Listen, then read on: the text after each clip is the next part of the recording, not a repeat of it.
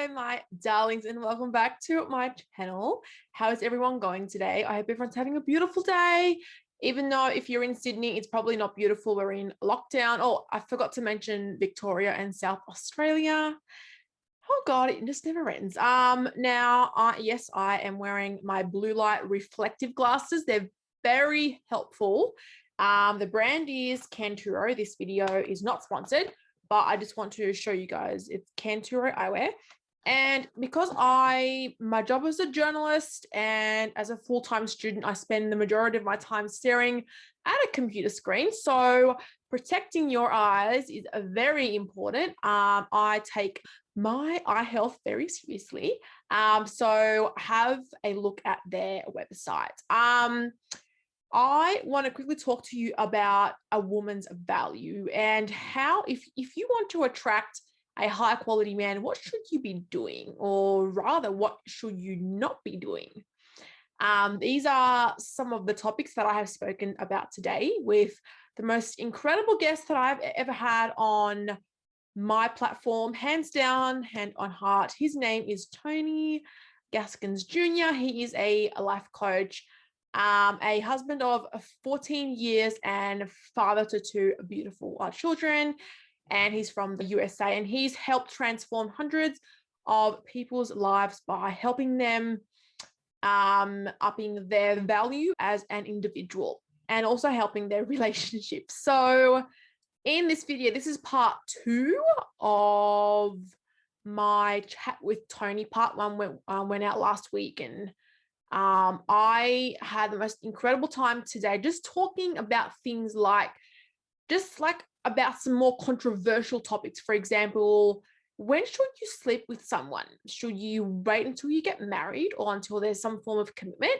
Or should you just sleep with them when you feel like it? Like, what's the best thing to do? Now, I feel as though this is a very controversial topic because everyone has their own opinion. I prefer to ask the experts and those who have had firsthand experience with people and what works and what doesn't work from a real life common sense example.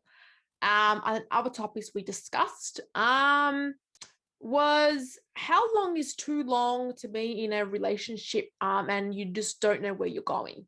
So should you know if the person's the one for you after like a year, 2 years, 3 years, 4 years, 5 years? Who knows? So if you are a woman of value and you want to up your value, or you just want to know how to attract a right man for you, then this video is for you. So get a pen and a paper, grab some snacks and enjoy this video. As per usual, if you enjoyed it, give it a big thumbs up, subscribe to my channel and press the bell button so you don't miss a video. So I love you all and I hope you learned something. I want to talk about attraction for a bit.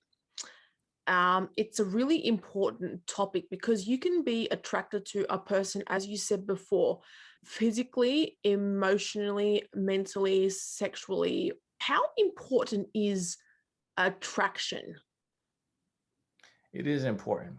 It is very important. And I've heard it said that it's the first component, to a relationship is attraction, because before you get to know a person, you see them, and so that attraction is important because you have to look at this person, you have to lie down with this person, you have to wake up with this person. And so to be attracted to this person physically, it is important to most people. And if it's important in the grand scheme of things, I don't really think it is when you get down to what really matters, it's not. But in our society, it is. And so if we ignore that, then relationships will never happen. If we tell everybody, hey, don't worry about attractiveness or attraction, just be with a person because they have a good heart. And what you end up having is someone settling. You'll have this person who may not be attractive to the other person, but they're very attractive to this person, they're very attracted to their partner. So you got the one person who's attracted to their partner, but the partner isn't attracted to them. And so now it's one-sided, and it wouldn't be fair to the other person who's saying, hey, I've given up, my requirement that I'm attracted to this person, but my partner has that, in me. And so I believe we all deserve to be attracted to the person. But see, the thing is, it's all relative. There's always someone who is more attractive.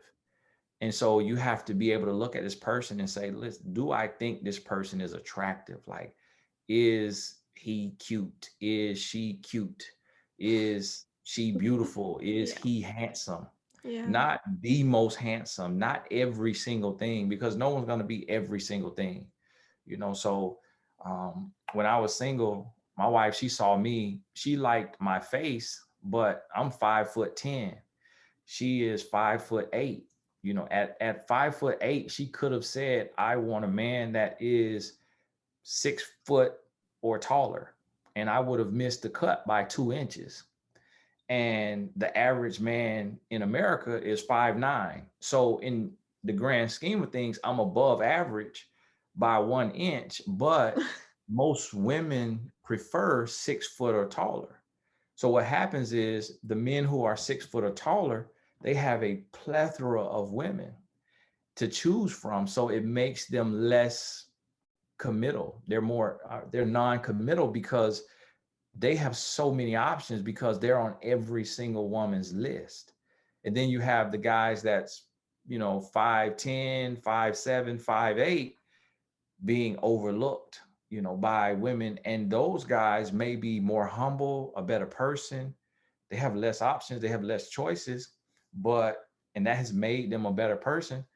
Or on the flip side, they become toxic because they're tired of being used for a free meal on a dinner date and then left for the guy that's 6'2". And so they start to hate and despise women. And then the woman goes and she chooses her preference, 6', 6'3", 6'4", and that guy dogs her out, cheats on her. And then she goes to the guy that's 5'9", and he cheats on her too because he's bitter from having his heart broken so many times because he didn't meet the attractive scale. That's sad. Wow. Okay. How can a woman attract a high quality man, a potential husband? It's no real exact science to it.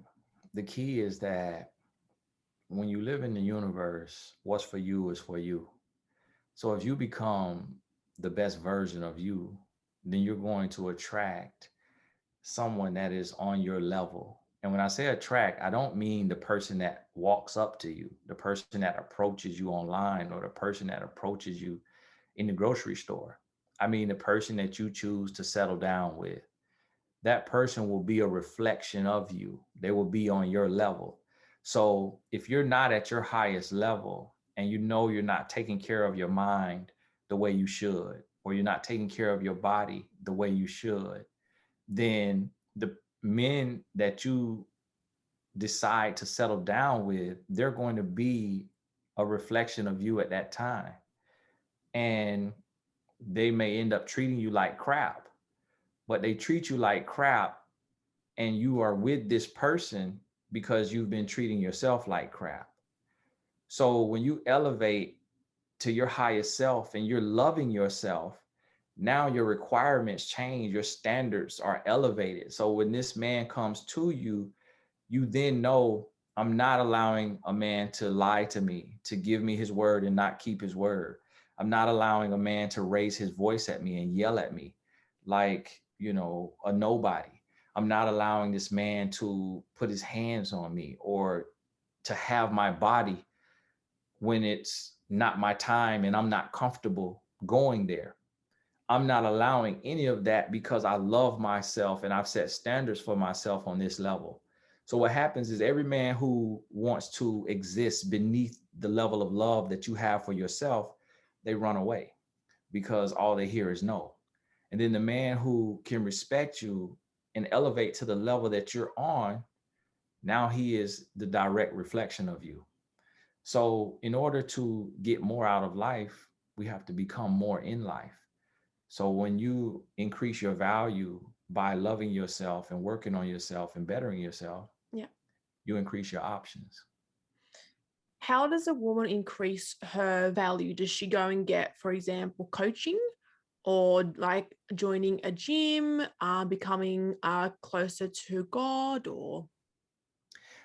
I believe we all have an internal compass. Mhm. We all have an internal compass that leads us to our best self. And so coaching can be beneficial. I have this site behind me, mymentor.life, Yeah. and it's the site of life coaches that I created. So you can go there and you can select a topic, like career transition or confidence, and a list of coaches will come up and you can book a coach. But a coach still can't do the work for you. Yeah. So you have to be committed to the work yourself. And you you or I can sit down and look in the mirror, and we will know what we need to work on. I will know, Tony, you're 5'10", you're 205 pounds. When you played college football, you were 170 pounds. When you look at your old pictures, you look a little too skinny. So maybe not 170 pounds as a 37-year-old man, but maybe 185 pounds all muscle will be perfect for your body. Yeah. Like, I don't need anybody to tell me that. I know that. Yeah. And so, Tony, you're staying up past midnight. So you're waking up groggy the next morning. You're a little foggy. You're not feeling good. So maybe you should go to bed 10:30 p.m., 11 p.m. Like, we all know what we need to do. And that's how we increase our value, by doing the little things, the hard things that we ignore out of wanting to be in our comfort zone. It's comforting to drink alcohol. It's comforting to eat a bunch of cake and Mm. cookies. It's comforting to stay up late and then sleep in. It's comforting to have casual sex. All of those things are comfortable because they're easy, and they give us a little hit, a little high of dopamine. But the things that we really need to do, it takes some sacrifice, it takes some discipline. Yeah. So that's how we add value. That's incredible. Okay. Um, On to some more controversial topics. Should a guy pursue a girl, or a girl pursue a guy? Feel as though there's a lot of girls pursuing guys. hmm I mean, honestly, I believe it's where you are located, like what country you're in, what religious setting you're in. So if the ultimate goal is for the man to propose to the woman and say, "Will you be my wife?" Then the man in that culture, in that country, in that setting, the men should approach the women, because it would be against the natural order if it's the man's job to get on one knee and propose, and then but have the woman initiate the courting stage. And if the man is going and looking for his wife, then the woman is in a safe space by knowing if he approaches her, for one, he has developed confidence as a man, which it takes confidence and that ability to be a man in a household, because you got to go out into the world and earn a living, and you have to be a good example for children if you're going to have children. So just by a man approaching a woman, it lets the woman know that this man has overcome some of his insecurities and he has the confidence to approach me, and he sees me as someone that he is attracted to and could potentially be his wife if he likes my personality once we connect. So now the woman has half of the battle already won. But if a woman approaches a man and it's the man's role to propose to the woman, when she approaches that man, she has no clue if he even likes her, if he's even attracted to her. She has no clue what state of mind he's in, what place in his life he's in. And he could literally be a scammer who is this attractive man that uses women and juggles women. He has several women. And by her approaching him, he just decides to add her to his roster. And now she's woman number 3 or woman number 4 just because he's tall and handsome. And so that is the risk that, women take when they approach men. And I think it's a very bad idea. Being a former womanizer, being a former player, and being a man, I think it's a terrible idea for women to approach men. You put yourself in so much as you put yourself at such a disadvantage. But you will hear men say, hey, yeah, it's okay for a woman to approach a man. Women should approach men. We can't read minds. And typically I find those are the guys who they want things easy in life. They want things to come easy in life. They take shortcuts. They're scammers. They're liars. They're lazy. But a man who has really tapped into his manhood, he has the confidence to approach the woman that he feels he's compatible with. That's really good. Okay.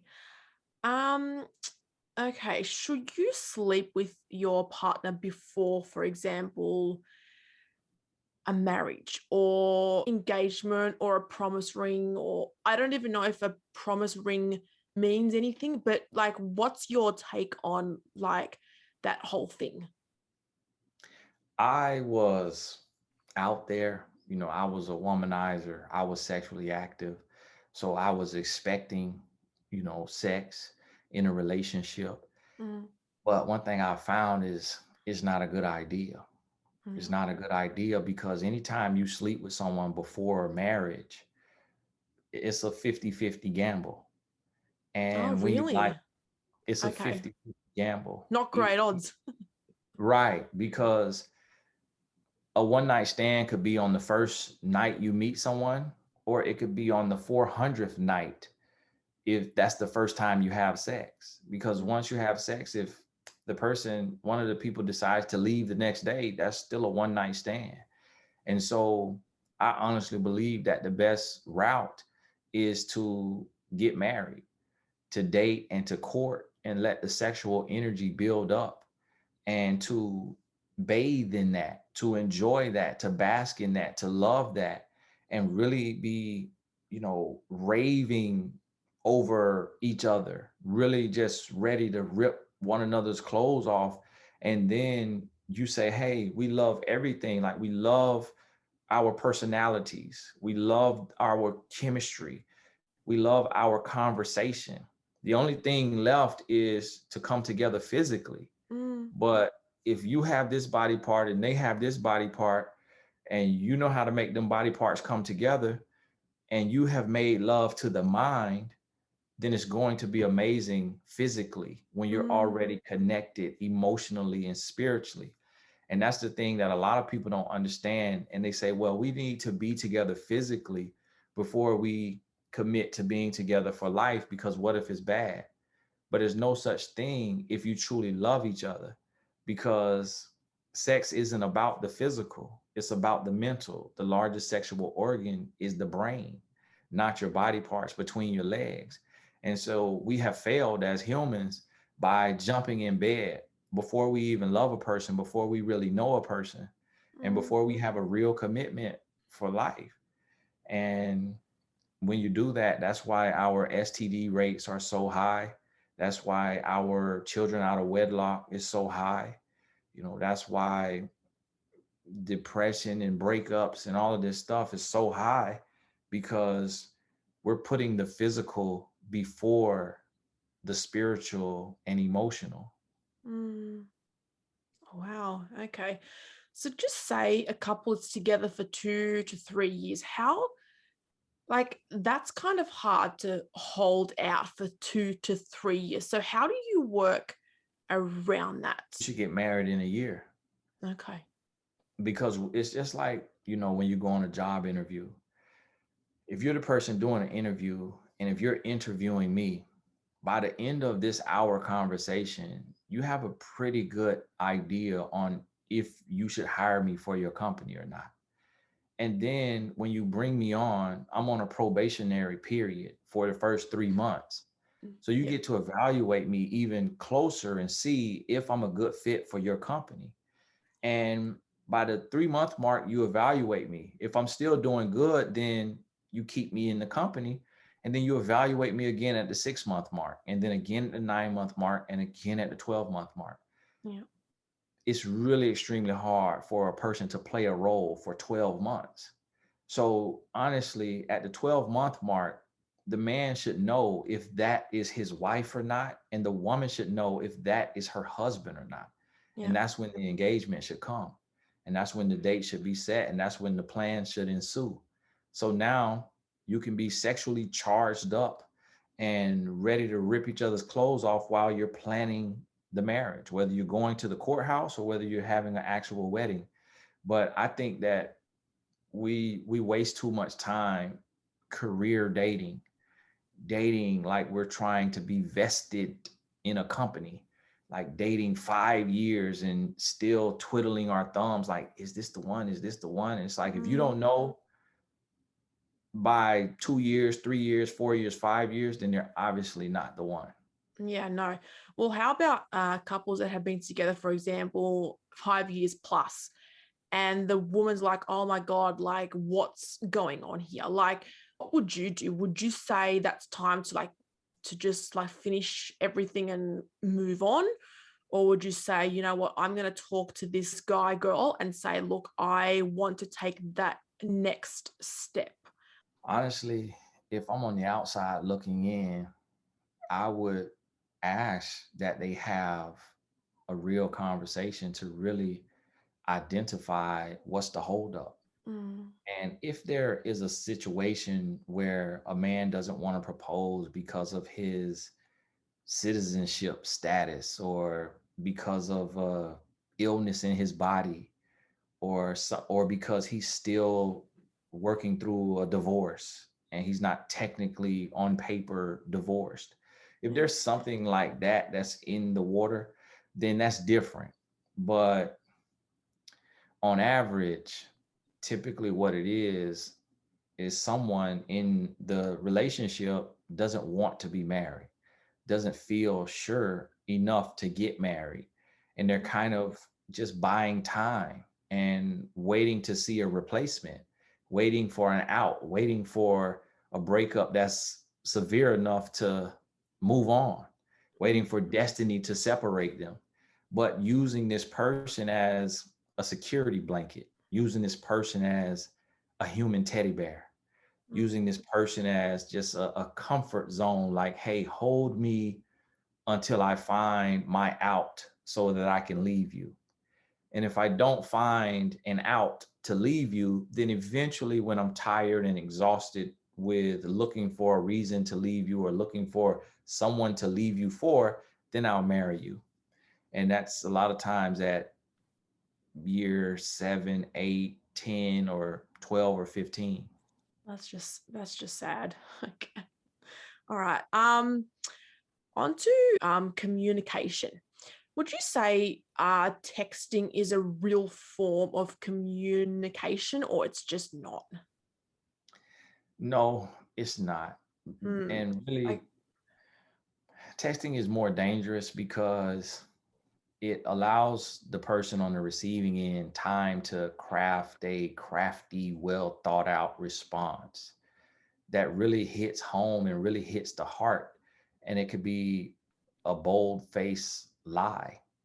And texting also allows a person the time to be able to text multiple people. So if you send me a text message, just by human nature, you expect maybe 5 minutes, at least 5 minutes. If we're actively texting, then yes, you expect a response every, 30 seconds to a minute. yeah. But when I text you back while you're reading my text and your bubble is on my phone and you're texting me back, I can be texting another woman in that interim. And then when I send it to her, by the time I text her back, now your text comes in. And now I text you back and just keep doing that. And with the third woman and the fourth woman. So now if I take 5 minutes to respond and you say, hey, where are you? Then I'm able to say, why are you acting like that? I was using the restroom. Stop being insecure. And really, I was texting two other women. So texting is not a good form of communication. It's not real communication. Like if you're dating in a relationship, you should be on FaceTime. You should be on FaceTime if you're in a location that you could be on FaceTime. And if not, you should be on the phone. That way the answers are in real time. So just like you're asking me a question, I'm answering it. It's like playing tennis. You hit it to me, I Yeah, hit it back to straight. you, you hit it back to me. So you get the real, you get what's authentic. So would you say to cut out texting altogether or just try and avoid it if you can? Avoid it when you're talking about when you're building. Like Yeah. if it's like, hey, what's for dinner tonight? Oh, Mm, spaghetti or Greek salad, then that's different. But if it's like you're talking about something real, then you should get on the phone. Like if you're at I like work and that. you have to be quiet and you can't talk on the phone, then you could send a text. And that's when it's okay. But like when you're off work and the person you're with is off work and you live in two separate places, then you should be on the phone Yeah. instead of texting. Okay. All right. What is your best piece of advice for people that are together and single people too? For people who are together, I would say sit down and really have a conversation Mm, and ask yourselves if you can both agree to be 100% selfless. And ask yourselves and say, hey, I'm going to be thinking about you and how I can please you and how I can serve you and how I can make you happy. Will you think about me in that same way? So, in essence, it's almost like we're competing to show who can love the other person the most. And yeah. so that's the conversation you should have when you're in a relationship with someone. And then when you're single, you really should be focusing on your personal development, Yeah. focusing on your personal goals. So when you write down the top three things you need to work on or top three goals that you have, then you should devise a plan and then create a schedule so that right now I want to lose 10 pounds. Yeah. So what I have to do is look at my schedule for tomorrow and say, okay, what time can I work out? And if that's 6 a.m. or 10 a.m., then I put it on the schedule. So Yep. come tomorrow, when I'm going through my day, my schedule pops up, hey, work out 10 a.m. Yep. And then I look at the next day. And so now after 2, 3 weeks, a month, 2 months, I'm getting closer to my goal because I set the goal, I prioritized it, and I made a plan. And that's what singles should be doing, is working on your personal development. And everything changes. And so literally ask yourself, okay, if if you met someone, if you met someone without a college degree and you met someone with a college degree, which one just initially are you going to think is more accomplished, more driven, more focused? The person with the degree. If you met someone who they let their body go and their body is in an unhealthy state, and you meet someone who their body is in a very healthy state, Mm, which one are you naturally going to be attracted to or want exactly. to talk to? And so that's what personal development is the more you elevate, the more options you have, the more people want to be in your space, the more people want to talk to you, want to get to know you. But when you stay in your comfort zone and you're just doing what's comfortable, you get what's coming to you. And a lot of times we see ourselves like more than what we're being approached by all the time. And we're like, what's going on? But we don't look within and say, okay, well, Mm, what can I do to work on me so that this person doesn't even feel comfortable approaching me? that's true. All right. On my website, tonygaskins.com, Yep. I believe my two latest books, you can click and it'll take you to, Amazon, if you have Amazon where you are. Yep. If not, any bookstore can source it. They can find it on their system and Yep. bring it into the store for you Okay. or order it online. So it's on a worldwide distribution channel. So just going to wherever you buy books from, you should be able to type in my name and pull up my books. All right, perfect. And I do see you've got a YouTube channel, you've got Instagram, I believe. You've got do you have TikTok by any chance? No, I don't. I don't No? have TikTok. Not Okay. not my personality. Okay, so people can find you online. Okay, perfect. Well, I think you have answered nearly 25 questions. So I really want to thank you so much for coming on here. Thank you so much, Tony. Thanks. Thank you. Thank you so much for having me. Okay, see you later. Bye. All right.